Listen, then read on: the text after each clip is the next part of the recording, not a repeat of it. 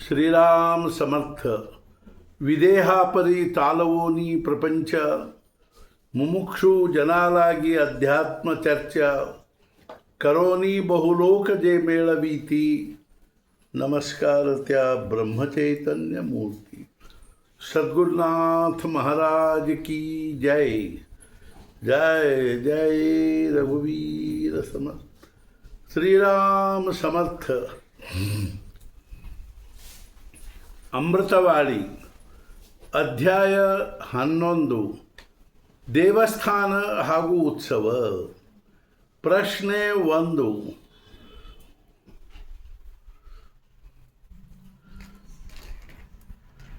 ದೇವಸ್ಥಾನ ಅರ್ಥಾತ್ ಮಂದಿರ ಹೇಗಿರಬೇಕು? ಉತ್ತರ. ವಿಶ್ವವಿದ್ಯಾಲಯವು ಲೌಕಿಕ ವಿದ್ಯೆಯ ಕೇಂದ್ರವಾಗಿರುವಂತೆ ದೇವಸ್ಥಾನವು ಅಲೌಕಿಕ ಅಂದರೆ ಅಧ್ಯಾತ್ಮ ವಿದ್ಯೆಯ ಕೇಂದ್ರವಾಗಿರಬೇಕು. ನಮ್ಮ ಸಂಸ್ಕೃತಿ ಪರಂಪರೆಗಳ ಸಂರಕ್ಷಣೆ ಮಾಡುವುದು ದೇವಸ್ಥಾನಗಳ ಕಾರ್ಯವಾಗಿದ್ದು, ದೇವಸ್ಥಾನದಲ್ಲಿ ಇರುವವರು ಹಾಗೂ ಸಂಬಂಧಪಟ್ಟವರು ದೇವಸ್ಥಾನದ ಈ ಉದ್ದೇಶಕ್ಕೆ ಅನುಕೂಲರಾದವರಿರಬೇಕು. ದೇವಸ್ಥಾನದಲ್ಲಿ ಅಧ್ಯಾತ್ಮದ ಶ್ರವಣ ಹಾಗೂ ಮನನ ನಡೆದಿರಬೇಕು. ಪ್ರಾಪಂಚಿಕ ತಾಪತ್ರಯಗಳಿಂದ ಬಳಲಿದ ಮನುಷ್ಯನು ದೇವಸ್ಥಾನದಲ್ಲಿ ಬಂದರೆ ಅವನಿಗೆ ಸ್ವಲ್ಪ ಸಮಯವಾದರೂ ತನ್ನ ದುಃಖದ ವಿಸ್ಮರಣೆ ಆಗಬೇಕು. ಈ ರೀತಿಯಾದ ವಾತಾವರಣವಿರಬೇಕು. ದೇವಸ್ಥಾನದಲ್ಲಿ ನಿಯಮಿತವಾಗಿ ಅನ್ನದಾನ ಹಾಗೂ ಉಪಾಸನೆಗಳು ನಡೆಯುತ್ತಿರಬೇಕು. ಮಂದಿರದಲ್ಲಿ ಭಗವಂತನ ಉಪಾಸಕರಿಗೆ ಮುಕ್ತ ದ್ವಾರವಿರಬೇಕು. ಆದ್ದರಿಂದ ಅದು ಅತ್ಯಂತ ನಿರಾಡಂಬರವಾಗಿರಬೇಕು. ಮಂದಿರವು ಯಾವಾಗಲೂ ಭಿಕ್ಷೆಯ ಮೇಲೆ ಅಂದರೆ ಸಹಜವಾಗಿ ಪ್ರಾಪ್ತವಾದದ್ದರಿಂದಲೇ ನಡೆಯಬೇಕು. ಯಾವುದು ಹಕ್ಕಿನಿಂದ ಹಾಗೂ ನಿಯಮಿತವಾಗಿ ಬರುವಂತಹದಿರುತ್ತದೆಯೋ ಅದಕ್ಕೆ ಉತ್ಪನ್ನ ಅನ್ನುತ್ತಾರೆ. ದೇವಸ್ಥಾನಕ್ಕೆ ಅಂಥ ಉತ್ಪನ್ನ ಇರಬಾರದು. ಇದರಿಂದ ಭಗವಂತನ ನಿಷ್ಠೆಯಲ್ಲಿ ನ್ಯೂನತೆ ಉಂಟಾಗುತ್ತದೆ. ಎಲ್ಲವೂ ಭಗವಂತನ ಇಚ್ಛೆಯಿಂದಲೇ ನಡೆದಿರುತ್ತದೆ ಎಂಬ ಭಾವನೆಯಿಂದ ಭಗವಂತನ ಮುಂದೆ ಬಂದದ್ದಕ್ಕೆ ಬೇಡವೆನ್ನಬಾರದು ಹಾಗೂ ಬರದೇ ಇದ್ದದ್ದನ್ನು ಅಪೇಕ್ಷೆ ಪಡಬಾರದು ಹಾಗೂ ಅದರ ಬಗ್ಗೆ ಕಾಳಜಿ ಮಾಡಬಾರದು. ಯಾರನ್ನಾದರೂ ಏನಾದರೂ ಕೇಳಿದರೆ ಉಪಾಸನೆಗೆ ಕುಂದು ಬರುತ್ತದೆ. ದೇವಸ್ಥಾನದಲ್ಲಿ ವೃತನಿಷ್ಠರಾದ ಹಾಗೂ ಹೆಗ್ಗಳಿಕೆಯ ಜನರು ನಿರ್ಮಾಣರಾಗಬೇಕು. ಭಗವಂತನಿಗೆ ಉಪಾಸನೆ ಪ್ರಿಯವಾಗಿರುವುದರಿಂದ ಬಂಗಾರದ ಮಂದಿರ ನಿರ್ಮಾಣ ಮಾಡುವುದಕ್ಕಿಂತ ಕಲ್ಲು ಮಣ್ಣಿನ ಮಂದಿರದಲ್ಲಿಯೇ ಉಪಾಸನೆ ಬೆಳೆಸುವ ಪ್ರಯತ್ನ ಮಾಡಬೇಕು. ಒಟ್ಟಿನಲ್ಲಿ ಮಂದಿರವು ಅತ್ಯಂತ ಪವಿತ್ರವಾಗಿರಬೇಕು. ಮಂದಿರದಲ್ಲಿ ಪ್ರವೇಶಿಸಿದೊಡನೆ ಭಗವಂತನ ಅಸ್ತಿತ್ವದ ಭಾವನೆ ಜಾಗೃತವಾಗಬೇಕು. ಪ್ರಶ್ನೆ 2. ಮಂದಿರದಲ್ಲಿಯ ನಿತ್ಯ ನಿಯಮ ಏನಿರಬೇಕು? ಉತ್ತರ. ಪ್ರತಿ ದಿವಸ ಬೆಳಗ್ಗೆ 4 ಗಂಟೆಗೆ ಏಳಬೇಕು. ದೇವರನ್ನು ಎಬ್ಬಿಸಿ ಭೂಪಾಳಿ ಅನ್ನಬೇಕು. ಅನಂತರ ಮಾನಸ ಪೂಜೆ ಮಾಡಿ ಏಕಾಗ್ರತೆಯ ಅಭ್ಯಾಸ ಮಾಡಬೇಕು. ಇದೆಲ್ಲ ಸೇರಿ 1 ಗಂಟೆ ಕಾಲವಾಗುವುದು. ಅನಂತರ ಕೂಡಲೇ ಶೌಚ ಮುಖಮಾರ್ಜನ ಮುಗಿಸಿ ಸ್ನಾನ, ಸಂಧ್ಯಾ, ದೇವಪೂಜೆ ಹಾಗೂ ಆರತಿ ಮುಂತಾದವುಗಳನ್ನು 7 ಗಂಟೆಯವರೆಗೆ ಮುಗಿಸಬೇಕು. ಅನಂತರ 3 ತಾಸು ಜಪ ಮಾಡಬೇಕು. ಆಮೇಲೆ ದೇವರಿಗೆ ನೈವೇದ್ಯ ಆರತಿ ಮಾಡಿ 12 ಗಂಟೆಯವರೆಗೆ ಭೋಜನವೂ ಮುಗಿಯಬೇಕು. ಮುಖಶುದ್ಧಿಗಾಗಿ ತುಳಸಿ ಪತ್ರ ತೆಗೆದುಕೊಂಡು ಆಚಮನ ಮಾಡಬೇಕು. ಅನಂತರ ಗೀತಾ ಅಥವಾ ಅಧ್ಯಾತ್ಮ ರಾಮಾಯಣದ ಸಂಥ ಹಾಕಬೇಕು, ಅರ್ಥಾತ್ ಪಾಠ ಮಾಡಬೇಕು. 2 ಗಂಟೆಯಾದ ಮೇಲೆ 1 ತಾಸು ಭಾಗವತ ಶ್ರವಣ ಮಾಡಬೇಕು. 3ರಿಂದ 6 ಗಂಟೆಯವರೆಗೆ ಜಪ ಮಾಡಬೇಕು. ಅನಂತರ ಸಂಧ್ಯಾ ಮಾಡಿ 6:30ಕ್ಕೆ ಪಾದ್ಯ ಪೂಜೆ ಮಾಡಿ ಧೂಪಾರತಿ ಮಾಡಬೇಕು. ಪಂಚಪದಿ, ನಾಮಾವಲಿ, ಸವಾಯ, ಅಷ್ಟಕ, ವಾರದ ಪದಗಳು, ಅಭಂಗ ಮುಂತಾದವುಗಳನ್ನು ಕುಳಿತುಕೊಂಡು ಹೇಳಬೇಕು. ರಾತ್ರಿ 9 ಗಂಟೆಗೆ ಫಲಹಾರ ಅರ್ಥಾತ್ ರಾತ್ರಿಯ ಊಟವಾದ ಮೇಲೆ 10ರಿಂದ 11 ಗಂಟೆಯವರೆಗೆ ದಾಸಬೋಧದಲ್ಲಿಯ ಸಮಾಸ, 13 ಮನಾಚೆ ಶ್ಲೋಕ ಹಾಗೂ ರಾಮ ಮಂತ್ರದ 2 ಶ್ಲೋಕ ಅನ್ನಬೇಕು. ಅನಂತರ 3000 ಜಪ ಮಾಡಬೇಕು. ಅನಂತರ 12 ಗಂಟೆ ಮೊದಲು ಮಲಗಿಕೊಂಡು ಮತ್ತೆ 4 ಗಂಟೆಗೆ ಏಳಬೇಕು. ದೇವಸ್ಥಾನದಲ್ಲಿ ವಿಶ್ವಾಸವಿಲ್ಲದವರನ್ನು ಇರವಡಬಾರದು. ರಜೋಧರ್ಮದಲ್ಲಿಯ ಸ್ತ್ರೀಯರನ್ನು ರಾತ್ರಿ ಮಂದಿರದಲ್ಲಿ ಮಲಗಗೊಡಬಾರದು. ದೇವಸ್ಥಾನದಲ್ಲಿ ಚಿಲುಮೆ ಸೇದಬಾರದು. ತಂಬಾಕು ತಿಂದು ಉಗುಳಬಾರದು. ಸೂರ್ಯೋದಯದವರೆಗೆ ರಾತ್ರಿಯ ಕಸ ಇರಬಾರದು. ನಿರ್ಮಾಲ್ಯವನ್ನು ಅಲ್ಲಿಯೇ ಚೆಲ್ಲಬಾರದು. ದೇವರ ಉಪಕರಣ ಸ್ವಚ್ಛವಾಗಿಡಬೇಕು. ಅದೇ ರೀತಿ ಗರ್ಭಗುಡಿಯು ಸ್ವಚ್ಛವಾಗಿರಬೇಕು. ಹೊಗೆನಟ್ಟಿರಬಾರದು. ಹೂವು, ತುಳಸಿ, ಪತ್ರಿಗಳಿಂದ ಸುಂದರ ಅಲಂಕಾರ ಮಾಡುವ ಅಭ್ಯಾಸವಿರಬೇಕು. ವಸ್ತ್ರಗಳನ್ನು ಸರಿಯಾಗಿ ಇಟ್ಟುಕೊಳ್ಳಬೇಕು. ದೇವರ ಮುಂದೆ ಬಂದ ದುಡ್ಡಿನಲ್ಲಿ ಪೂಜಾ ಸಾಹಿತ್ಯ ತರಬೇಕು. ಹೆಚ್ಚಿಗೆ ಇದ್ದರೆ ವಸ್ತ್ರ ನೈವೇದ್ಯಕ್ಕೆ ವಿನಿಯೋಗಿಸಬೇಕು. ದೇವಸ್ಥಾನದಲ್ಲಿ ಪ್ರತಿ ದಿವಸ 5 ಲಕ್ಷ ಜಪವಾಗಬೇಕು. ಕಡಿಮೆ ಅಂದರೆ 3 ಲಕ್ಷವಂತೂ ಆಗಿಯೇ ಆಗಬೇಕು. ಇದರಂತೆ ನಿತ್ಯ ನಿಯಮವಿರಬೇಕು. ಪ್ರಶ್ನೆ 3. ಮಹಾರಾಜ್, ಮಂದಿರವು ಅಯಾಚಿತ ವೃತ್ತಿಯಿಂದ ನಡೆದಿರುವಾಗ ಈ ಬೆಲೆ ಏರಿಕೆಯ ಕಾಲದಲ್ಲಿ ಅನ್ನದಾನ ಹೇಗೆ ನಡೆಸಬೇಕು? ಉತ್ತರ: ದೇವಸ್ಥಾನಕ್ಕೆ 100 ಜನ ಬಂದರೂ ನಾವು ಅವರಿಗೆ ಭಿಕ್ಷೆ ಬೇಡಿ ಊಟಕ್ಕೆ ಹಾಕಬೇಕು. ಆದರೆ ನಾವು ಸ್ವತಃ ಮಾತ್ರ ಇದ್ದದ್ದರಲ್ಲಿ ಸಮಾಧಾನದಿಂದಿರಬೇಕು. ನಮ್ಮ ಕಡೆಗೆ ಬಂದವನಿಗೆ ನಮ್ಮ ಹತ್ತಿರ ಇದ್ದದ್ದರಲ್ಲಿಯೇ ಅರ್ಧದಷ್ಟು ಕೊಡಬೇಕು. ಈ ರೀತಿಯಾಗಿ ಉದಾರ ಭಾವನೆಯಿಂದ ದೇವಸ್ಥಾನದಲ್ಲಿ ಇರುವವನಿಗೆ ಭಗವಂತನ ಆಶೀರ್ವಾದವಿರುತ್ತದೆ. ದುರ್ಮಿಳತೆ, ದುರ್ಭಿಕ್ಷತೆ ಹಾಗೂ ಬೆಲೆ ಏರಿಕೆ ಇವು ಭಗವಂತನ ಮಾಯೆಯ ಲೀಲೆಯಲ್ಲಿಯ ಒಂದು ಆಟವೇ ಆಗಿರುತ್ತವೆ. ಅಂದ ಮೇಲೆ ಭಗವಂತನ ಮೇಲೆ ಇವುಗಳ ಆಟ ಹೇಗೆ ನಡೆದೀತು? ನೀವು ನಿರಂತರ ಉಪಾಸನೆ ನಡೆಸುತ್ತಿರಬೇಕು. ಶ್ರೀರಾಮನು ದುಡ್ಡಿನ ಮಳೆ ಸುರಿಸುವನೆಂಬುದನ್ನು ನಿಶ್ಚಿತವಾಗಿ ತಿಳಿಯಿರಿ. ದೇವಸ್ಥಾನಕ್ಕೆ ಬಂದಿರುವವರನ್ನು ಉಪವಾಸ ಕಳಿಸಬೇಡಿರಿ. ಅದಕ್ಕಾಗಿ ಕೋಠಿ ಅಂದರೆ ಉಗ್ರಾಣ ಖಾಲಿಯಾದರೂ ಅದನ್ನು ತುಂಬುವ ಜವಾಬ್ದಾರಿಯು ರಾಮರಾಯನದಿರುತ್ತದೆ. ಮಂದಿರದಲ್ಲಿ ನೀವು ಸಾಕಷ್ಟು ಉಪಾಸನೆ ಮಾಡಿರಿ. ದುಡ್ಡಿನ ಚಿಂತೆ ಮಾಡಬೇಡಿರಿ. ಯಾರ ಹತ್ತಿರವೂ ಕೇಳಬೇಡಿರಿ. ಶ್ರೀರಾಮನ ಮೇಲೆ ವಿಶ್ವಾಸವಿಡಿರಿ. ಪ್ರಶ್ನೆ 4.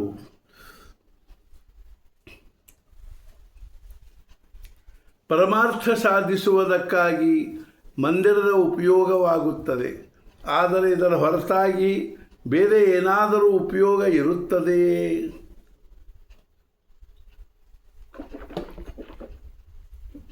ಉತ್ತರ: ಹೌದು, ಇರುತ್ತದೆ.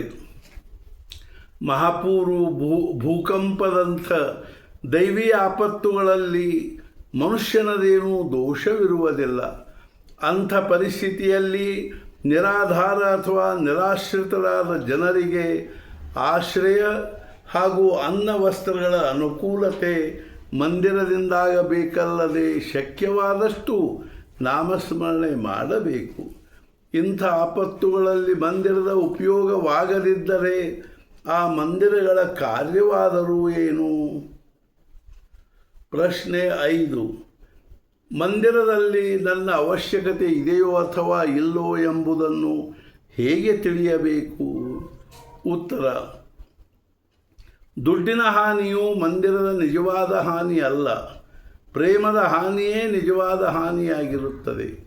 ನಾವು ಎಲ್ಲರಿಗೂ ಬೇಕೆಂದು ಅನಿಸುವವರೆಗೆ ಮಂದಿರದಲ್ಲಿ ಅರ್ಥಾತ್ ಸಂಸ್ಥೆಯಲ್ಲಿ ಇರಬೇಕು. ಬೇಡವೆಂದು ಅನಿಸತೊಡಗಿದೆವೆಂದರೆ ಸಂಸ್ಥೆಯಲ್ಲಿ ಇರುವುದರಲ್ಲಿ ಯಾವ ಅರ್ಥವೂ ಇಲ್ಲ. ಪ್ರಶ್ನೆ 6. ರಾಮಚರಿತ್ರೆ ಏಕೆ ಶ್ರೇಷ್ಠವಾಗಿರುತ್ತದೆ? ಉತ್ತರ: ರಾಮಚರಿತ್ರೆಯು ಸರ್ವಾಂಗ ಸುಂದರವಾಗಿರುತ್ತದೆ. ರಾಮನ ಪ್ರತಿಯೊಂದು ಗುಣವೂ ನಾವು ನಮ್ಮ ಜೀವನದಲ್ಲಿ ಅಳವಡಿಸಿಕೊಳ್ಳುವಂತೆ ಇರುತ್ತದೆ. ಅಸಾಮಾನ್ಯ ಪಿತೃಭಕ್ತಿ, ನಿರ್ಲೋಭತೆ, ಕರ್ತವ್ಯನಿಷ್ಠೆ, ಏಕಪತ್ನಿ ವ್ರತ, ಬಂಧು ಪ್ರೇಮ, ಸಹಿಷ್ಣುತ, ಪ್ರೇಮಳ ಸ್ವಭಾವ, ಶೌರ್ಯ ಮುಂತಾದವನ ಉದಾತ್ತ ಗುಣಗಳನ್ನು ನಾವು ವಿಚಾರ ಮಾಡಬೇಕು ಹಾಗೂ ಆ ರೀತಿ ವರ್ತಿಸುವ ಪ್ರಯತ್ನ ಮಾಡಬೇಕು. ರಾಮನು ದಯಾಮೂರ್ತಿಯಾಗಿರುತ್ತಾನೆ. ಅವನ ಕ್ರೋಧವೂ ಕೂಡ ದಯಾರೂಪವೇ ಆಗಿರುತ್ತದೆ. ರಾಮನು ಶತ್ರುಗಳನ್ನು ಸಂಹಾರ ಮಾಡಿದನು, ಆದರೆ ಅವರನ್ನು ಉದ್ಧಾರ ಮಾಡಿದನು. ರಾಮನ ಕ್ರೋಧವು ಕೂಡ ಕಲ್ಯಾಣಕಾರಕವಾಗಿರುತ್ತದೆ. ಆದ್ದರಿಂದ ರಾಮಚರಿತ್ರೆಯು ಅತ್ಯಂತ ಮಧುರವಾಗಿರುತ್ತದೆ. ಅದು ನಮಗೆ ಹೊಂದಿಕೆಯಾಗುವಂತಹದೇ ಇರುತ್ತದೆ. ಪ್ರಾಪಂಚಿಕರಿಗೆ ಆದರ್ಶ ರೂಪವಾಗಿರುತ್ತದೆ. ಆದ್ದರಿಂದ ನಾವು ಅದರದೇ ಚಿಂತೆ ಮಾಡಬೇಕು. ಪ್ರಶ್ನೆ 7. ನಮ್ಮ ಜನ್ಮ ಹಾಗೂ ರಾಮನ ಜನ್ಮದಲ್ಲಿ ಏನಾದರೂ ವ್ಯತ್ಯಾಸವಿರುತ್ತದೆಯೇ? ಉತ್ತರ: ನಾವೆಲ್ಲರೂ ಹುಟ್ಟಿ ಬಂದಿರುತ್ತೇವೆ ಹಾಗೂ ಶ್ರೀರಾಮನು ರಾಮನವಮಿಯಂದು ಹುಟ್ಟಿ ಬಂದನೆಂದು ಅನ್ನುತ್ತಾರೆ. ಆದರೆ ಇಬ್ಬರ ಹುಟ್ಟುವಿಕೆಯಲ್ಲಿ ಬಹಳ ವ್ಯತ್ಯಾಸವಿರುತ್ತದೆ. ನಾವು ಹುಟ್ಟಿ ಬರಬೇಕಾಗುತ್ತದೆ. ಬರುವುದು ಬಿಡುವುದು ನಮ್ಮ ಕೈಯಲ್ಲಿರುವುದಿಲ್ಲ. ಭಗವಂತನು ಸ್ವೇಚ್ಛೆಯಿಂದ ಸ್ವಸಂತೋಷದಿಂದ ಹುಟ್ಟಿ ಬಂದಿರುತ್ತಾನೆ. ನಾವೆಲ್ಲರೂ ನಮ್ಮ ನಮ್ಮ ಪೂರ್ವ ಕರ್ಮಾಧೀನರಾಗಿರುತ್ತೇವೆ. ಪ್ರಾರಬ್ಧವು ನಮಗೆ ಜನ್ಮ ತೆಗೆದುಕೊಳ್ಳಲು ಹಚ್ಚುತ್ತದೆ. ಭಗವಂತನು ಎಲ್ಲ ಕರ್ಮಗಳ ಆಚೆಗೆ ಇರುತ್ತಾನೆ. ಆದ್ದರಿಂದ ಹುಟ್ಟಿ ಬರುವುದು ಇಬ್ಬರದು ಸಮಾನವಾಗಿ ಕಾಣುತ್ತಿದ್ದರೂ ಇಬ್ಬರ ಹುಟ್ಟುವಿಕೆಯಲ್ಲಿ ಬಹಳ ಅಂತರವಿರುತ್ತದೆ. ಪ್ರಶ್ನೆ 8. ನಾವು ಭಗವಂತನ ಜನ್ಮವನ್ನು ಏಕೆ ಆಚರಿಸುತ್ತೇವೆ? ಉತ್ತರ: ಒಂದು ಮನೆಯ ಹೊರಗಿನ ಕೋಣೆಯಲ್ಲಿ ಹುಡುಗರು ಗೊಂದಲ ಹಾಕುತ್ತಿದ್ದರು ಹಾಗೂ ಒದರಾಡುತ್ತಿದ್ದರು. ಅಜ್ಜ ಮನೆಯಲ್ಲಿರುವುದು ಅವರಿಗೆ ಗೊತ್ತಿರಲಿಲ್ಲ. ತಾನು ಮನೆಯಲ್ಲಿರುವುದರ ಕಲ್ಪನೆ ಕೊಡುವುದಕ್ಕಾಗಿ ಅಜ್ಜನು ಖ್ಯಾಕರಿಸಿದನು. ಅದನ್ನು ಕೇಳಿದೊಡನೆ ಆ ಹುಡುಗರೆಲ್ಲರೂ ಸುಮ್ಮನೆ ಕುಳಿತರು. ಅದರಂತೆ ಭಗವಂತನಿಗೆ ಜನ್ಮವಿಲ್ಲದಿದ್ದರೂ ಅವನು ಇರುತ್ತಾನೆ ಎಂಬ ಅರಿವು ಉಂಟಾಗುವುದಕ್ಕಾಗಿ ಅವನ ಜನ್ಮವನ್ನು ಆಚರಿಸಬೇಕಾಗುತ್ತದೆ. ಭಗವಂತನು ಇರುತ್ತಾನೆಂಬ ಅರಿವು ಉಂಟಾಯಿತೆಂದರೆ ನಾವು ವಿಷಯಗಳಲ್ಲಿ ಗೊಂದಲ ಹಾಕುವುದಿಲ್ಲ.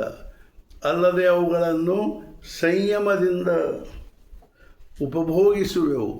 ನಿಜವಾಗಿ ಹೇಳಬೇಕೆಂದರೆ ಭಗವಂತನು ನಿನ್ನೆ ಇದ್ದನು, ಇಂದು ಇರುತ್ತಾನೆ ಹಾಗೂ ನಾಳೆಯೂ ಇರುತ್ತಾನೆ.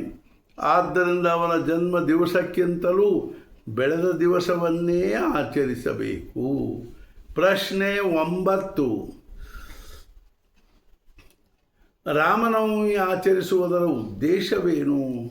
ಉತ್ತರ: ಪರಿಚಯವಿಲ್ಲದ ಹಾಗೂ ಸಂಬಂಧವಿಲ್ಲದ ಹೆಣ್ಣು ಮಗಳಿಗೆ ಒಂದು ಗಂಡು ಮಗುವಾದರೆ ನಮಗೆ ಹೇಗೆ ತಾತ್ಪೂರ್ತಿಕ ಆನಂದವಾಗುತ್ತದೆಯೋ, ಭಗವಂತನ ಜನ್ಮ ಆಚರಿಸುವುದರಲ್ಲಿಯೂ ನಮಗೆ ಅಷ್ಟೇ ಆನಂದವಾಗುವುದು ಉಚಿತವಾದದ್ದಲ್ಲ. ನಮ್ಮ ರಾಮನು ದೇವರ ಮನೆಯಲ್ಲಿ ಅಥವಾ ಮಂದಿರದಲ್ಲಿರದೆ ಪ್ರತಿಯೊಬ್ಬರ ಹೃದಯದಲ್ಲಿರುತ್ತಾನೆಂದು ತಿಳಿದುಕೊಂಡು ಅದರಂತೆ ವ್ಯವಹಾರದಲ್ಲಿ ವರ್ತಿಸಬೇಕು. ಇದೇ ರಾಮನವಮಿ ಆಚರಿಸುವುದರ ಉದ್ದೇಶವಾಗಿರುತ್ತದೆ. ರಾಮನಾಮದಲ್ಲಿ ಪ್ರೇಮ ಉಂಟಾಗಬೇಕು, ಭಕ್ತಿ ಭಾವ ಬೆಳೆಯಬೇಕು ಹಾಗೂ ಅನ್ಯೋನ್ಯರಲ್ಲಿ ಪ್ರೇಮ ನಿರ್ಮಾಣವಾಗಬೇಕೆಂಬುದೇ ಉದ್ದೇಶವಾಗಿರುತ್ತದೆ. ಪ್ರತಿ ವರ್ಷದ ರಾಮ ಜನ್ಮೋತ್ಸವದೊಂದಿಗೆ ರಾಮನಾಮದ ಪ್ರೇಮ ಬೆಳೆಯುತ್ತಾ ಹೋಗಿ ಅದರಿಂದ ಪ್ರಾಪ್ತವಾಗುವ ಆನಂದದಲ್ಲಿ ವೃದ್ಧಿಯಾಗುತ್ತಾ ಹೋಗುವುದೇ ರಾಮಜನ್ಮ ಆಚರಿಸುವುದರ ಹಿಂದೆ ಇರುವ ಉದ್ದೇಶವಿರುತ್ತದೆ. ಉತ್ಸವದಲ್ಲಿ ಮನೋರಂಜನೆ ಮಾಡುವುದು, ಹುಡುಗಾಟಿಕೆ ಮಾಡುವುದು ಉಚಿತವಾದದ್ದಲ್ಲ. ಅದರಲ್ಲಿಯ ಉದ್ದೇಶವು ಪ್ರಪಂಚದಲ್ಲಿ ಭಗವಂತನನ್ನು ಕಂಡುಕೊಳ್ಳುವುದಾಗಿರುತ್ತದೆ. ಭಗವಂತನ ಸ್ಮರಣೆಯಲ್ಲಿರುವುದೇ ಉತ್ಸವದ ಪರ್ಯವಸಾನವಾಗಿರುತ್ತದೆ. ರಾಮ್ ಕರ್ತಾ ಇರುತ್ತಾನೆ ಎಂಬ ಭಾವನೆಯು ದೃಢವಾಗಿ ಮನಸ್ಸು ರಾಮನಾಮದಲ್ಲಿ ಹೆಚ್ಚಿಗೆ ರಮಿಸುವುದೇ ರಾಮಜನ್ಮ ಆಚರಿಸುವುದರ ಫಲಶ್ರುತಿಯಾಗಿರುತ್ತದೆ. ಪ್ರಶ್ನೆ 10. ರಾಮಜನ್ಮ ಹೇಗೆ ಆಚರಿಸಬೇಕು? ಉತ್ತರ: ಭಗವಂತನಿಗೆ ನಮ್ಮ ಹೃದಯದಲ್ಲಿರುವ ಪ್ರೇಮದ ಅಪೇಕ್ಷೆ ಇರುತ್ತದೆ. ಆ ಪ್ರೇಮವು ಶುದ್ಧ ಹಾಗೂ ನಿಸ್ವಾರ್ಥವಾಗಿರದೆ ಕೇವಲ ಆಡಂಬರದಿಂದ ದೊಡ್ಡ ಉತ್ಸವ ಮಾಡಿದರೆ ಭಗವಂತನು ಹೇಗೆ ಪ್ರಸನ್ನವಾಗುತ್ತಾನೆ? ಭಗವಂತನಿಗೆ ಪರಿಶುದ್ಧ ಪ್ರೇಮ ಕೊಟ್ಟದ್ದಾದರೆ ಉತ್ಸವ ಮಾಡದೇ ಇದ್ದರೂ ನಡೆಯುತ್ತದೆ. ರಾಮಜನ್ಮವನ್ನು ವ್ಯಾವಹಾರಿಕ ದೃಷ್ಟಿಯಿಂದ ಆಚರಿಸಬಾರದು. ಶ್ರೀಮಂತರಂತೆ ಬಡವರಿಗೆ, ಚಿಕ್ಕವರಂತೆ ದೊಡ್ಡವರಿಗೆ ಎಲ್ಲರಿಗೂ ಉತ್ಸವದಲ್ಲಿ ಆತ್ಮೀಯತೆ ಅನಿಸಬೇಕು. ಅದೇ ರೀತಿಯಾಗಿ ರಾಮನಾಮದಲ್ಲಿ ಪ್ರೇಮ ನಿರ್ಮಾಣವಾಗುವಂತೆ, ಭಕ್ತಿಭಾವ ಬೆಳೆಯುವಂತೆ ಉತ್ಸವ ಆಚರಿಸಬೇಕು. ಸದ್ಗುರುನಾಥ ಮಹಾರಾಜ್ ಕಿ ಜೈ. ಜೈ ಜೈ ರಘುವೀರ ಸಮರ್ಥ. ಉಪಾಸನೆ ಭೂದೇವ ಸಂತಾಸಿ ಸದಾ ಲಭಾವೆ ಸತ್ಕರ್ಮಯೋಗೆ ವಯಥಾಲಭಾವೆ ಸರ್ವಾಮುಖಿ ಮಂಗಲ ಬೋಲಭಾವೆ ಸೀತಾಕಾಂತ ಸ್ಮರಣ ಜಯ ಜಯ.